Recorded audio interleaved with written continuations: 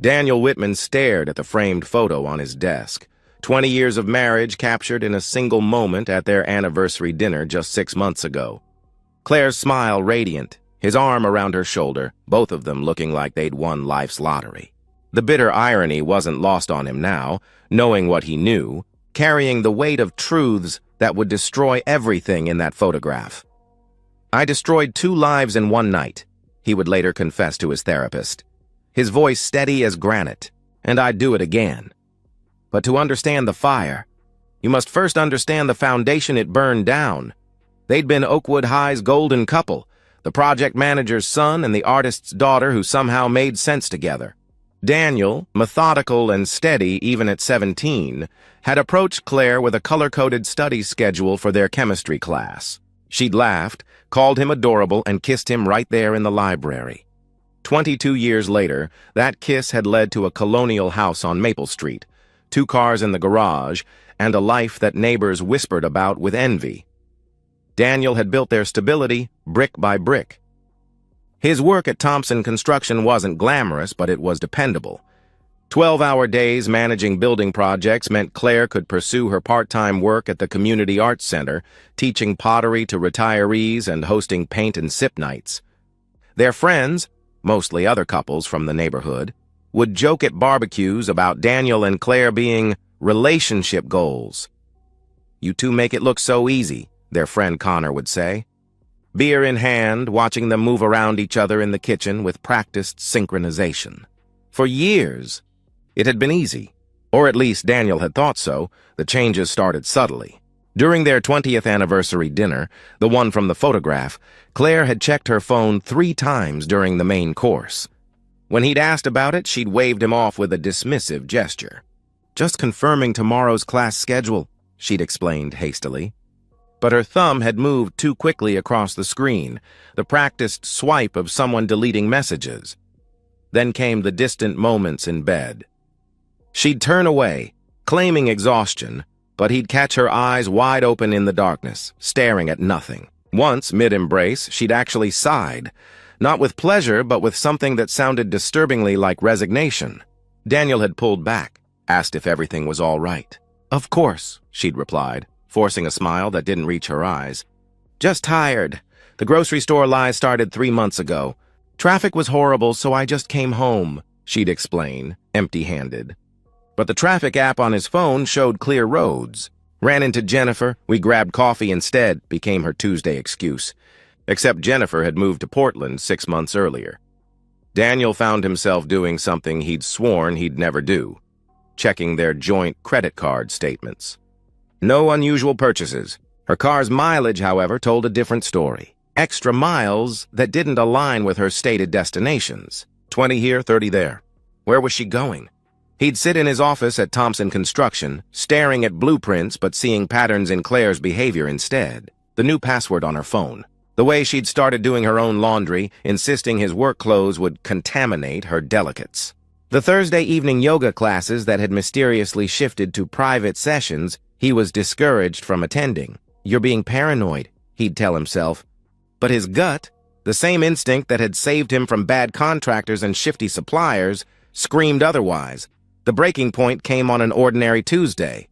He'd left work early with a migraine, hoping to rest in their quiet house. As he pulled into the driveway, he heard it, the sharp crack of the back door closing. Inside, he found Claire in the kitchen, slightly breathless, hair mussed despite her claim of just cleaning. "In your work clothes?" he'd asked, noting her silk blouse. "I was about to change," she'd responded defensively, her voice carrying an edge. The house was spotless. The only evidence of any activity was a single coffee mug in the sink, still warm.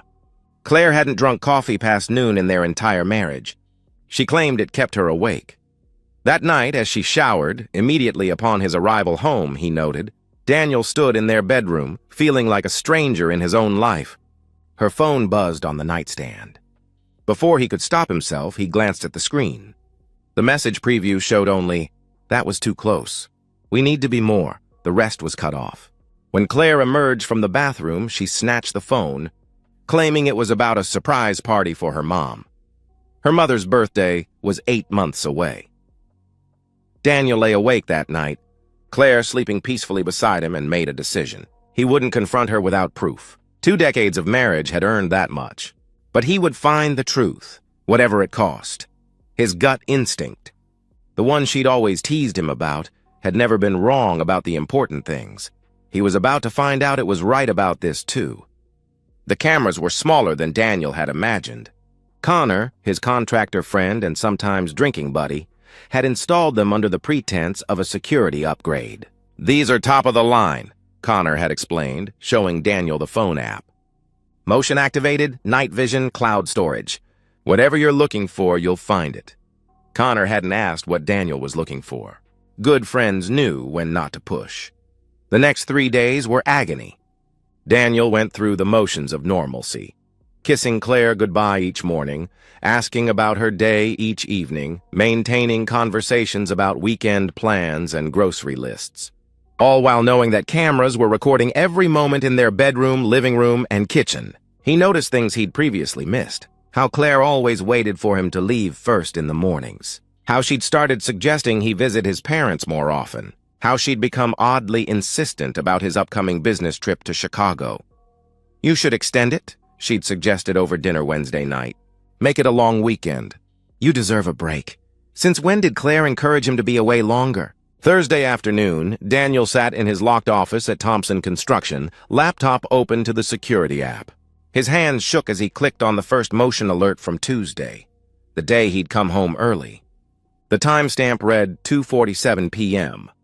The figure that entered his house wasn't a stranger, wasn't a colleague from the arts center, wasn't some young lover Claire had met online. It was his father, Robert Whitman, 63 years old, retired bank manager, grandfather to Daniel's sister's kids, the man who'd taught Daniel to throw a baseball and shake hands firmly and look people in the eye when speaking. He walked into Daniel's house using the spare key Daniel had given him for emergencies. He moved through the rooms like he owned them, comfortable and familiar. He went to the kitchen, poured himself water from the pitcher Claire always kept in the fridge, then headed to the master bedroom. Daniel's stomach churned. His mind raced for innocent explanations. Maybe Dad was checking on something. Maybe Claire had asked him to. Claire appeared in the frame. She practically ran to Robert, throwing her arms around his neck, kissing him with a passion Daniel hadn't seen from her in years. His father's hands moved over his wife's body with practiced familiarity. They were laughing about something, Claire's head thrown back, his father nuzzling her neck. Daniel ran to the bathroom and vomited. When he returned to his desk, he forced himself to continue watching. They moved to the bedroom, his bed, the place where he and Claire had planned their future. The casual intimacy between them was worse than the sex itself. The way his father knew exactly how Claire liked her hair touched. The pet names, sweetheart from his father, baby from Claire. The easy conversation afterward, discussing their days like any couple would. "Daniel wants me to go to Chicago with him next month," Claire mentioned in the recording. "Make an excuse," his father replied immediately. "I'm running out of excuses." "Rob," she responded with frustration, "just a little longer. After your birthday party, we can start making real plans," he assured her. Daniel watched 2 weeks of footage. His father visited every Tuesday and Thursday, the exact days Daniel always worked late on the Riverside Development Project. They had a routine. Robert would arrive at 2:30, leave by 5. They'd shower together afterward, erasing the evidence. Claire would start dinner, acting the perfect wife, when Daniel arrived home at 6 Ast. In one recording, they discussed him explicitly. "He's so trusting," Claire laughed. "Sometimes I feel bad." "Don't," Robert responded firmly. "He's had 20 years.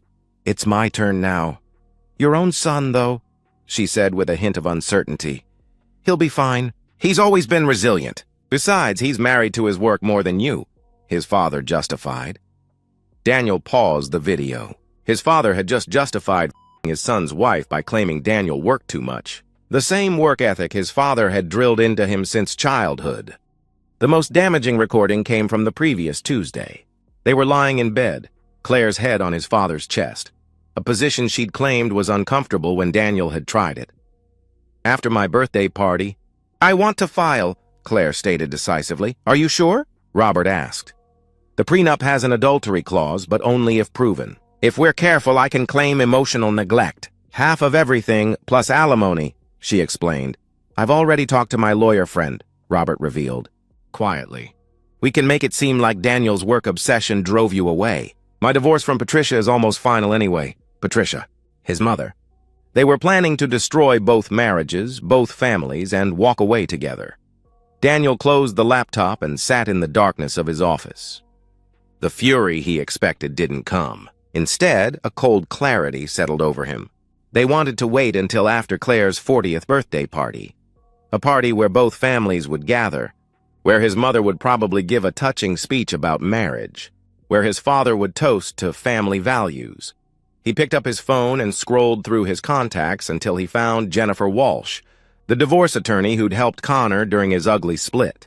Her reputation was ruthless efficiency. Jennifer, it's Daniel Whitman. I need your help destroying two people who thought they could destroy me first, he said when she answered.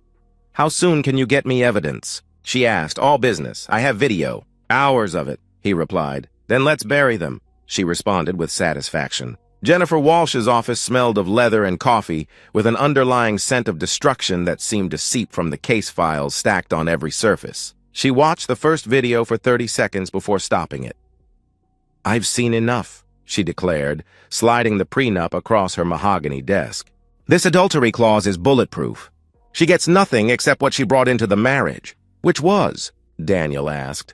According to these records, about $3,000 and a used Honda Civic you sold 15 years ago, she answered after checking her notes. Daniel felt no satisfaction, only cold determination. What about the birthday party? He inquired. Jennifer leaned back, a sharp smile crossing her face. You want public destruction? She observed. I want the truth exposed, he corrected. Same thing, in my experience, she noted, pulling out a legal pad. Here's what we do. Document everything. Every lie, every text, every financial transaction. Build an airtight case before you make your move. Courts love evidence, but juries love stories. You're going to give them both. For 3 weeks, Daniel became a method actor in his own life. He kissed Claire goodbye each morning, tasting betrayal on her lips. He had dinner with his parents on Sundays, his father carving the roast while dispensing advice about keeping the romance alive in marriage. The hypocrisy should have been suffocating, but Daniel found strength in his secret knowledge. He installed additional cameras. Tiny, undetectable things Connor acquired through channels Daniel didn't ask about. Audio recorders in the guest room where Claire and Robert sometimes retreated. GPS trackers on both their cars. Every text Claire sent, backed up to a cloud server through the family phone plan she'd forgotten, gave him administrative access. The evidence was overwhelming and nauseating. Texts planning their rendezvous, Robert typed, "He suspects nothing?" Claire responded, "Please. Daniel wouldn't notice if I f***ed you on his desk." Robert replied, "Don't tempt me." Photos Claire sent to his father, intimate, explicit things Daniel had begged for during their marriage but been denied. "I'm not that kind of woman," she'd always told him. Apparently, she was exactly that kind of woman for his father. Financial records showed his father had been paying for Claire's art supplies, which turned out to be lingerie, hotel rooms on the rare occasions they went off-site, and a savings account in her name only. She'd squirreled away nearly $30,000 over 2 years, all from Robert's retirement account. The birthday party planning became Daniel's cover. Claire wanted it perfect. Catered dinner for 50, a live band, professional photography. She gave him complete control over the surprise elements, including a video tribute she specifically requested. "I want everyone to see how wonderful our life has been," she told him enthusiastically, not noticing Daniel's knuckles whiten as he gripped his coffee mug. "They'll definitely see everything," he replied carefully. He hired a professional video editor, paying cash, having him sign an NDA. Together, they crafted 2 presentations. The first, a beautiful montage of 20 years, wedding photos, vacations, holidays, all set to Claire's favorite song. The second, spliced seamlessly after the family moments, contained the surveillance footage. Claire and Robert in bed, their conversations about the divorce, the financial transfers, the texts, everything. 3 days before the party, Daniel made his final recording. He'd hidden a high-definition camera in the bedroom lamp, positioned perfectly. That Thursday, he texted Claire that he'd be home late, a fabricated crisis at the Riverside project. Then he parked 3 blocks away and waited. At 2:30 p.m., his father's Lexus pulled into the driveway. Daniel waited 10 minutes, then crept to his own back door, listening through the audio feed on his phone. "After Saturday, everything changes," Claire was saying excitedly. "The party?" Robert asked. "Daniel's going to Chicago Monday. I'll file while he's gone. Claim abandonment, emotional neglect. My lawyer says with my documentation of his work obsession, I'll get everything," she explained confidently. "What documentation?" he inquired. "I've been keeping a journal for 2 years. Every late night, every missed dinner, every time he chose work over me. Backdated entries to make it look like a pattern," she revealed. "Clever girl," he praised. "I learned from the best," she responded, warmly. Daniel heard his father laugh, the same laugh, from when Daniel had hit his first home run in Little League. The sound of Betrayal had a familiar tune. He drove back to his office and called Jennifer. "They're planning to file Monday," he informed her. "Then we strike Saturday." "Everything ready?" she asked. "The prenup, the evidence, the divorce papers?" he confirmed. "Signed by a judge this morning." "The beauty of irrefutable evidence of adultery," she stated with satisfaction. Daniel looked at the birthday party invitation on his desk. Gold embossed, Claire's favorite color. "Please join us in celebrating Claire's 40th birthday. A life well lived, Jennifer." "What happens after I do this?" he asked quietly. "Honestly, your life explodes. But sometimes, Mr. Whitman, a controlled demolition is better than waiting for the earthquake," she answered thoughtfully. "Saturday would be the earthquake, but Daniel would be the one setting the charges." The Oakwood Country Club had been transformed into Claire's vision of elegance. Golden light cascaded from crystal chandeliers, white roses and baby's breath adorned every table, and a string quartet played softly as guests arrived. Daniel stood at the entrance, greeting each arrival with a handshake and smile that never wavered. "Daniel!" His mother, Patricia, kissed his cheek warmly. "Everything looks beautiful. Claire must be so happy." Behind her, his father adjusted his tie, the blue one Daniel had given him last Father's Day. "Son," Robert said, clasping Daniel's shoulder. "Proud of you. 20 years is an achievement these days." "Yes," Daniel replied, meeting his father's eyes directly. Loyalty is so rare. His sister Sarah arrived with her family, her children running ahead. Claire's parents, still spry in their 70s, beamed as they entered. Friends from the neighborhood, colleagues from Thompson Construction, Claire's students from the Art Center, 53 people in total, each one about to witness history. Claire made her entrance at 7 sharp, wearing the red dress Daniel had bought her for their anniversary, the one she'd never worn for him. The room burst into applause. She moved through the crowd like royalty, accepting compliments and affection, occasionally catching Daniel's eye with what she probably thought was a loving glance. During dinner, Daniel stood to give the first toast. 20 years ago, I married my best friend. I thought I knew everything about Claire then.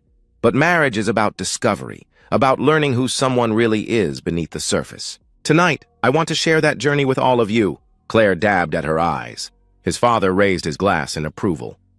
At 8:45, Daniel stood again. Claire asked me to create something special for tonight, a tribute to our life together. I've spent weeks on this, making sure nothing was left out. This is the complete picture of our marriage, he announced. The lights dimmed. The projection screen descended. The video began. For 3 minutes, it was perfect. Wedding shots dissolved into honeymoon beaches. Their first house, that tiny apartment above the bakery. Claire's college graduation. Daniel's promotion to project manager. Thanksgiving dinners and Christmas mornings. The guests murmured appreciatively, several wiping away tears. Then the screen flickered. The first surveillance clip was gentle, almost innocent. Claire and Robert kissing in the kitchen. For a moment, the room stayed silent, processing what they were seeing. Then Claire's mother gasped loudly. The video continued. Bedroom footage time-stamped and dated. Claire and Robert's voices filled the room. Your own son, though, Claire's voice said with uncertainty. He's had 20 years. It's my turn now, Robert's voice responded coldly. Chaos erupted. Claire screamed, lunging for the projector. Daniel stepped into her path, holding divorce papers. You wanted documentation? he said loudly, ensuring everyone could hear. I have 2 years' worth. Patricia Whitman stood slowly, her face pale. She walked to Robert, who was stammering denials despite the evidence playing behind him. In our son's bed? She asked quietly. Then she slapped him with enough force to echo through the room. Claire's father had to be restrained by 2 of Daniel's construction crew from attacking Robert. Claire's mother sat frozen, watching her daughter sob and plead on the screen as the surveillance footage showed her planning to take Daniel's money. Turn it off, Claire begged desperately, mascara streaming down her face. Please, Daniel, turn it off. Why? This is our life. This is what you wanted everyone to see, he responded calmly. The video reached the audio from 3 days ago. Claire's recorded voice explained, I've been keeping a journal for 2 years. Every late night, every missed dinner, every time he chose work over me. Backdated entries. That's fraud, Jennifer Walsh announced from her table, having attended as Daniel's +1. Criminal fraud. Actually, the final clip was from that morning, Claire on the phone with someone. After tonight, I'm done pretending. 20 years of my life wasted on a man who loves spreadsheets more than me. The screen went dark.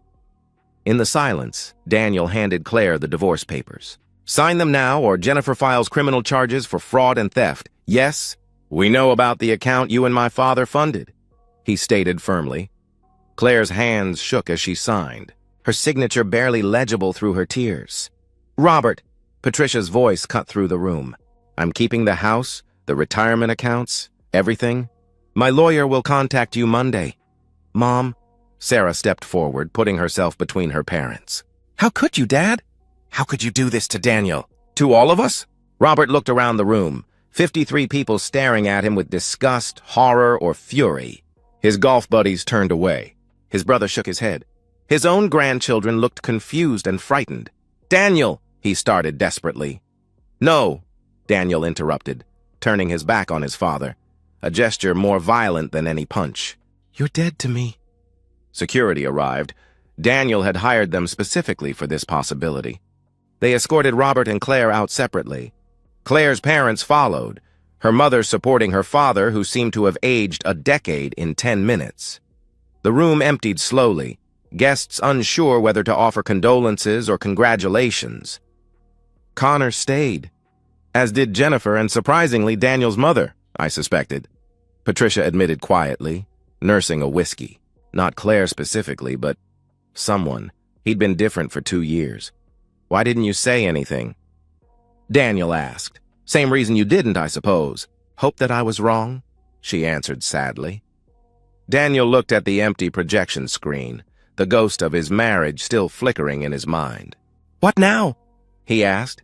Now, Jennifer said decisively, you're free. The house is yours, the assets are yours, and they can never come back.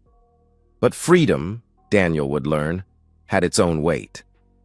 6 months later, Daniel stood in what had been his father's study, now converted into a home gym. The house felt different, not empty, but purposeful. Every room had been reclaimed, repainted, refurnished. The bed burned in the backyard the day after the party, replaced with one no ghost could haunt. Claire had vanished to Oregon, living with a cousin who'd taken pity. The last Daniel heard through the legal channels, she was working at a grocery store, her art center connections severed after the video went viral in their small town. Someone had filmed the party revelation on their phone, posting it online before Daniel's lawyer could issue takedown notices. The damage was done. His father lived in a studio apartment 40 miles away. He'd sent letters, dozens of them, all returned unopened.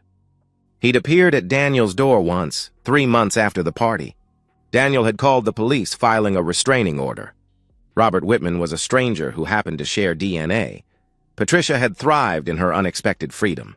She'd taken up traveling, sold the family home, bought a condo downtown. I should have done this years ago, she told Daniel over coffee. I was so busy playing the perfect wife, I forgot to live. Sarah still struggled with the fracture. Her children asked why Grandpa couldn't come to Christmas. She'd chosen Daniel's side, but mourned the father she'd thought she had. It's like he died, she confided to Daniel. Except worse because he chose this. Daniel's phone buzzed, a text from Jennifer. Judge signed off on the final settlement. Claire gets nothing. Your father's attempt to contest his mother's divorce settlement also failed. Complete victory, victory. Daniel set down the phone and looked at the framed photo on his new desk. Not of Claire, but of himself on a mountain trail he'd hiked last month. Alone, but not lonely. Broken, but not beaten. His therapist had asked him last week if he regretted the public revelation. "I regret that it was necessary," he'd answered thoughtfully. "But they made their choices in my bed, in my house, with my trust as collateral. They planned to destroy me quietly, privately, letting me take the blame. So no, I don't regret letting everyone see who they really were." "And if you could do it again?" The therapist had pressed. "I'd do exactly the same thing," he'd responded without hesitation. The therapist had nodded, making notes. "Anger can be a kind of clarity," she'd observed. "It's not anger anymore," Daniel had corrected. "It's truth. They showed me who they were. I just made sure everyone else saw it too." Now, standing in his reclaimed space, Daniel understood the real aftermath of revenge. It wasn't satisfaction or regret, it was silence. The quiet after an explosion, when the dust settles and you realize you're still standing. His phone rang. "Connor calling. Poker night at my place. You in?" Connor asked when Daniel answered. "Yeah," Daniel said, grabbing his keys. "I'm in." Life continued. Different. Scarred. But his own. As he locked the door behind him, Daniel thought about Claire and his father. Probably somewhere plotting their next moves, blaming everyone but themselves. He'd burned their betrayal to the ground in front of everyone they knew. They'd lost everything. Reputation, family, financial security. But Daniel had lost things too. A father, a wife, the illusion of the life he'd built. The difference was, he'd chosen his losses, controlled his demolition. And from those ashes, he was building something new, something honest. His phone buzzed again. A text from a number he didn't recognize. "I'm Claire's cousin in Oregon. She wanted me to tell you she's sorry," the message read. Daniel deleted the message without responding. Sorry was just another word for too late. He drove toward Connor's house, the setting sun painting the sky the color of endings and beginnings. In his rearview mirror, the house on Maple Street grew smaller, but never disappeared completely. Some fires, Daniel knew, you carry with you forever. The trick was learning not to let them burn you twice. He'd destroyed 2 lives in one night. And given the same choice, the same betrayal, the same 20 years of lies sleeping beside him, he'd light the match again, without hesitation, without regret, just with better cameras. And so, we've reached the end of today's story. Was it what you expected, or did it take a twist you didn't see coming? I'm curious to hear your thoughts. Share them in the comments below, and let's get a conversation going. If this story kept you hooked, make sure to hit that like button. And if you're new here or just haven't subscribed yet, now's the perfect time to join our community. I bring you fresh, captivating stories every day, so click that subscribe button and turn on notifications so you never miss out. Thanks for watching, and I'll see you in the next one.